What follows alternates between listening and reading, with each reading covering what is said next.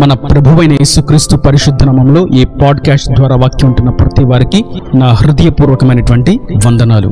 దేవుడు మిమ్మను దీవించునుగాక. ప్రసంగి గ్రంథము 11వ అధ్యాయము 7వ వచనం. వెలుగు మనోహరమైనది. ఇక్కడ మనం చదివినటువంటి వాక్య భాగంలో మనోహరము అనేటువంటి విషయాన్ని మనం చూస్తాం.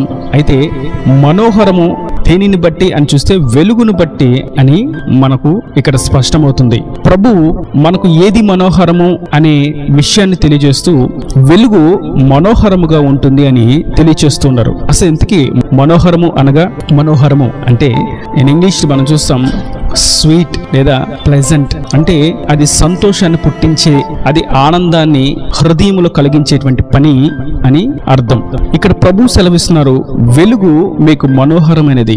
మనం లోకంలో చూస్తూ ఉంటాం, మనోహరమైన వాటిని వెతుకుతూ వాటిని పొందుకోవడానికి దేశాలు, ఖండాలు, ఎల్లలు దాటుకుంటూ విహారయాత్రలకు చూడచక్కని ప్రదేశాలను చూస్తూ మనోహరమైనవి ఇక్కడ ఉన్నాయి, మనోహరమైన వాటిని మేము చూచాం అనేటువంటి ఆలోచనలు ఉంటారు. కానీ నిజమైనటువంటి మనోహరం ఆయన వెలుగులో ఉన్నది. ఇంతకీ వెలుగు అంటే మనం యోహాను సువార్తలో పలు సందర్భాల్లో మనం చూస్తాం, నేను లోకమునకు వెలుగై ఉన్నాను అని ప్రభు అంటారు, మరియు నేను నిజమైన వెలుగును అని ప్రభు అంటారు. ఈ వెలుగును మనం పొందుకున్నట చేత మనకు నిజమైనటువంటి మనోహరము కలుగుతుంది. ఆయన వెలుగును పొందుకోవడమే మనోహరము, ఆయనను పొందుకోవడమే మనోహరము. అది మనకు హృదయంలో సంతోషాన్ని, ఆనందాన్ని కలిగిస్తున్నది. ఒకవేళ లోకంలో నిజంగానే రమ్యమైనవి, మనోహరమైనవి, కన్నుల కింపైన వాటిని చూచినప్పుడు చాలా సంతోషిస్తాం, మంచిదే. కానీ ఆ సంతోషం ఎప్పటి వరకు అని చూసినట్లయితే అది కళ్ళ ముందు కనిపించేంత వరకే. మరి తదుపరి దినమెల్లా అక్కడ ఉండలేరు, మాసమంతా అక్కడ ఉండలేరు, లేదా జీవితం అంతా అస్సలు ఉండలేరు. కానీ అది చూచినంత వరకే. కానీ వాక్యం చెప్తున్నటువంటి వెలుగు పరమైనటువంటి మనోహరము అది ఎల్లవేళలా ఉండేది. మన అంతరంగంలోకి ఆయనను ఆహ్వానించిన ఎడల, ఆ నిజమైన వెలుగును మనం పొందుకునే ఎడల మనకు మనోహరము కలుగుతుంది. మనము ఆనందించగలుగుతాం, మనము సంతోషించగలుగుతాం. ఈ వెలుగును మనం పొందుకున్నప్పుడు ఇక లోకంలో ఉన్నవి ఏవి మనకు దూరంగా ఉన్నా ఈ మనోహరమైనటువంటి వెలుగు మనలో ఉన్నది కనుక అదే మనకు సంతోషాన్ని, ఆనందాన్ని ఇస్తున్నది. సిలువలో ప్రభు తన సహోదరులను, తన శిష్యులను, తన కుటుంబీకులను అందరినీ విడిచిపెట్టి సిలువలో ఒంటరిగా ఉండి ఆయన తండ్రితో అంటున్నారు, నా ఆత్మను నీకు అప్పగించుకుంటున్నాను అనగా, ప్రభు ఈ లోకంలో శరీరధారిగా ఉన్నప్పుడు ఆయన కూడా సంపూర్ణ మానవుడిగానే జీవించాడు.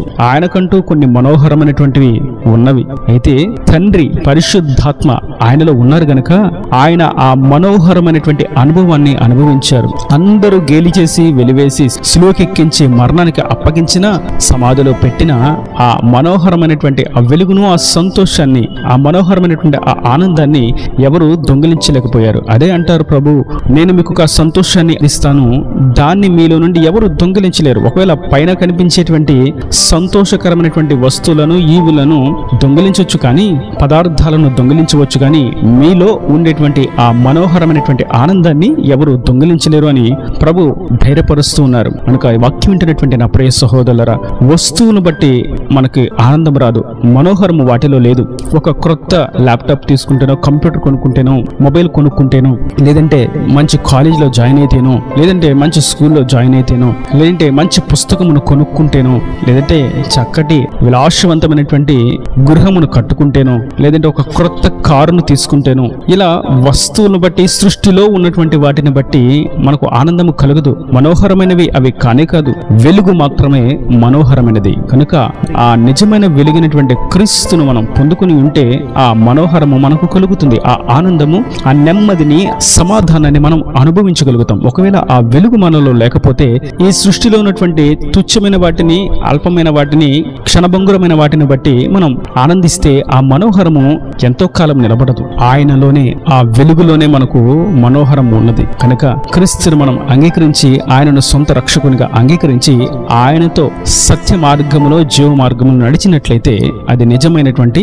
మనోహరము. మరియు రెండోదిగా మనం చూస్తాం, కీర్తనల గ్రంథం 135వ కీర్తన 3వ చరణం. యెహోవా దయాళుడు, యెహోవాను స్తుతించుడి, ఆయన నామమును కీర్తించుడి, అది మనోహరము. ఇక్కడ మనం చూస్తున్నాం, ఆయనను స్తుతించడము, గణపరచడము, కీర్తించడం అనేది మనోహరమైనది. కొందరు లోక సంబంధమైనటువంటి సంగీతాన్ని, లోక సంబంధమైనటువంటి పాటలను పాడుతూ ఇది ఎంత మనోహరంగా ఉన్నది, ఈ పాట ఎంత మనోహరంగా ఉన్నది అని అనుకుంటూ ఉండొచ్చు. కానీ అందులో నిజమైనటువంటి మనోహరము లేదు. కేవలం ప్రభువును కీర్తించుటలో, ప్రభువుని స్తుతించుటలో మనోహరము దాగి ఉన్నది. మనము ఆయనను స్తుతించడం మనోహరము. మనకది ఆనందాన్ని ఇస్తుంది, మనకది సంతోషాన్ని కలిగిస్తుంది. ఇంకా మనం చూస్తున్న 147వ కీర్తన 1వ చరణంలో చూస్తాం, యెహోవాను స్తుతించుడి, యెహోవాను స్తుతించుడి, మన దేవునికి స్తోత్రగానము చేయటం మంచిది, అది మనోహరము. స్తోత్రము చేయుట ఒప్పితము. ఆయనకు స్తోత్రగానము చేయుట మనోహరము. ఆయనను స్తుతించట, ఆయన ఏమై ఉన్నాడో, ఆయన గుణగణాలను, ఆయన సుగుణాలను, ఆయన సర్వోన్నతమైనటువంటి లక్షణాలను, ఆయన సౌశీల్యతను మనము స్తుతించుట, గణపరచుట అనేది మనోహరమైనది. మనుషులను గణపరచుట, మనుషుల మెప్పును పొందుకోవడానికి ముఖస్తుతి చేయుట మనోహరమైనది కానే కాదు, అది వేషధారణ. లోకములో మనకు ఎట్టి విధమైనటువంటి స్థితిగతులు ఎదురవుతూ ఉంటాయి. అయితే ఆయనను స్తుతించుట, ఆయనకు స్తోత్రగానము చేయుట మనోహరమైనది. ఇది మనోహరమైనటువంటి గీతము. మనం ఆయనకు ఆలాపించటను బట్టి మనకు కలిగేటువంటి ఆనందము, సంతోషము. మరియు 3వదిగా మనం చూస్తాం, ఇదే కీర్తనల గ్రంథం 133వ కీర్తన 1వ చరణం. సహోదరులు ఐక్యత కలిగి నివసించుట ఎంత మేలు, ఎంత మనోహరము. అవును, ఐక్యతలో మనోహరము ఉన్నది. చాలా మంది అనుకుంటూ ఉంటారు, వాళ్ళతో కలిసి ఉంటే, వీళ్ళతో కలిసి ఉంటే మనకు ఆనందము, సంతోషము లేదు, మనకు నెమ్మది లేదు, మనకు సంతోషము, నెమ్మలత్వము లేదు అని అనుకుంటూ ఉంటారు. స్వేచ్ఛానుసారులుగా వేరెండు కోరుతూ ఉంటారు. వివాహం అయితే కుటుంబాన్ని విడిచి విడిగా ఉంటారు. బిడ్డలు పుడితే కుటుంబాన్ని విడిచి విడిగా ఉంటారు. ఉద్యోగం వస్తే కుటుంబాన్ని విడిచి విడిగా ఉంటారు. వ్యాపారాన్ని ప్రారంభిస్తే కుటుంబాన్ని విడిచి విడిగా ఉంటారు. కాస్త ధనమును పోగేస్తే, కాస్త డబ్బును దాచిపెడితే, కాస్త బంగారాన్ని పొందుకుంటే కుటుంబాన్ని విడిచి ఉంటారు. అయితే వాక్యం సెలవిస్తుంది, మీరు ఐక్యత కలిగి ఉండటంలోనే మనోహరము దాగి ఉన్నది. ఈ విషయం గ్రహింపులేక అనేకులు స్వేచ్ఛానుసారులుగా సొంత చిత్తముతో, సొంత ఆలోచనలతో ఐక్యత నుండి దూరమైపోతూ ఉంటారు. ఐక్యతను కోల్పోయి ఆ సంతోషాన్ని, ఆనందాన్ని అనుభవింపలేని వారుగా, నష్టపోయిన వారుగా అనేకులు మనకు కనబడుతూనే ఉంటారు. కనుక ఈ వాక్యం వింటున్నటువంటి నా ప్రియ సహోదరులారా, ఎక్కడన్నా ఐక్యతను కోల్పోయి ఉన్నట్లయితే మనం ఐక్యత కలిగి నివసించడం అనేది మనోహరమైనది. ఈ క్లుప్త సందేశముల ద్వారా కొన్ని విషయాలు మనం ధ్యానించడానికి ఇది అనుకూలమైనటువంటి సమయం. ఈ అనుకూలమైనటువంటి సమయంలో కొన్ని ప్రాముఖ్యమైనటువంటి విషయాలను ధ్యానించడానికి ప్రభు మనకు సహాయం చేసి ఉన్నారు. మొదటిదిగా వెలుగు మనకు మనోహరమైనది. రెండవదిగా ఆయనను కీర్తించుట, స్తోత్రగానము చేయుట మనోహరమైనది. మూడవదిగా మనము ఐక్యత కలిగి నివసించుట మనోహరమైనది. వెలుగుకు దూరమైపోయి మనోహరమైనటువంటి స్థానాన్ని కోల్పోయాడు ఇస్కరియోతు యూదా. కృతజ్ఞత లేని వారుగా, కీర్తించలేని వారుగా, స్తోత్రగానము చేయలేని వారుగా బానిసత్వ బ్రతుకును అనుభవించారు ఇజ్రాయేలీలు.